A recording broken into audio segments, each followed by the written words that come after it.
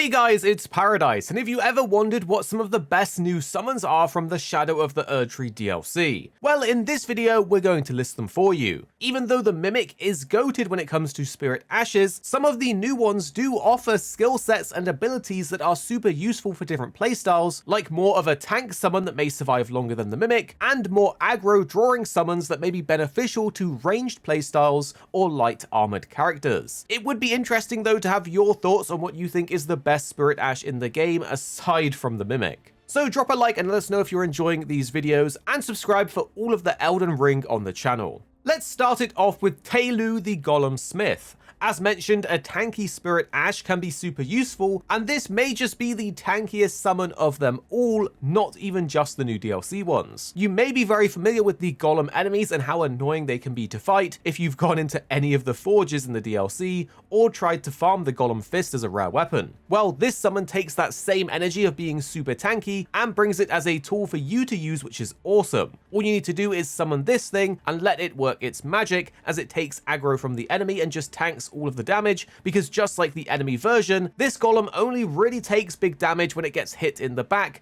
which isn't something that enemies can commonly do unless the summon is surrounded. It doesn't do much damage by itself, but the fact that it has this massive sustain via its huge health pool and defense makes it a very good tank, because it can basically just sit in front of a boss and tank all of those hits for you. And remember, if you have any healing spells, you can top up its health too. If you want to grab this, you need to head to the Taylew's Ruined Forge, which is just to the west of the Shadowkeep, and basically complete the entire dungeon to get to the forge at the end, where you will then get this summon and an ancient dragonstone as a reward. And the next one is perfect for faith builds, and again for those looking for something a bit tanky. The ancient dragon florissax not only has a cool name, but has an ability set that will enhance a number of different playstyles. While it's not as tanky as the Golem Smith, it does have a spell that will grant you additional damage negation, as the ancient dragon florissax comes with her own Dragon Bolt spell, which gives you a damage negation of 10% and guard damage negation of 20%. In addition to this, she can cast spells on enemies that will reduce their lightning damage negation by 20%, making it a perfect pairing if you're running a lightning build, so you deal more damage. And many of the lightning builds are super cool in Elden Ring right now because of new additions to the Death Knight weapons. When Florissax isn't using her Flowerstone Gavel, then she has access to various different Dragon Communion spells, making her a force to be reckoned with. If you want to grab this one, you will need to complete her side quest line that involves defeating Bale, and do bear in mind that this quest has alternative rewards, and you can be locked out of it if you choose the wrong path. And then lastly, we have Jolan and Anna. This is a great summon, but currently there's a catch. The Spirit Ash itself has two hyper-aggressive summons that actually stick to their target and deal very good damage. However, at the moment when making this video, their base damage isn't that great, as there seems to be a bug that causes them to deal less damage and have less health when you put them to plus 10. So it looks like their health doesn't scale up with the upgrades like you would usually see. Regardless of this, they still deal decent damage anyway, as they're able to quickly build bleed on enemies, making them an especially good choice if you are playing a bleed build to get additional bleed buildup.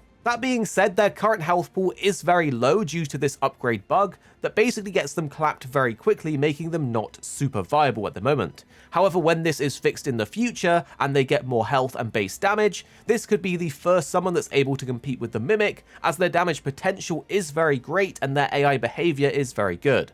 So if you are watching this in the future, they may just be busted for you now. If they have been fixed, do let us know. If you want to grab this one, you will need to complete the alternative path of the Ymir and Jolan questline. We have a full guide on how to get this particular summon on the channel, but to get you started, you need to head to the Cathedral of Manus Meta. As a bonus, while it's not a new summon, if you put the new Beast Claws on your Mimic, they absolutely wreck house. We've actually gotten a whole Beast Claw build on the channel, which when you use the Mimic together with it, it absolutely destroys bosses. This is one of the best weapons that we've found to put on the Mimic so far for pure damage, but if you have any other suggestions, we would love to hear them down below. Hopefully this helps you out with some alternative choices, but we can hear the comments already saying don't use anything or just use the Mimic. But for those cultured people out there, now you know a bit more about what options you have in Elden Ring for some of the new best summons. So drop a like and comment if you enjoyed the video, and subscribe for plenty more Elden Ring on the channel.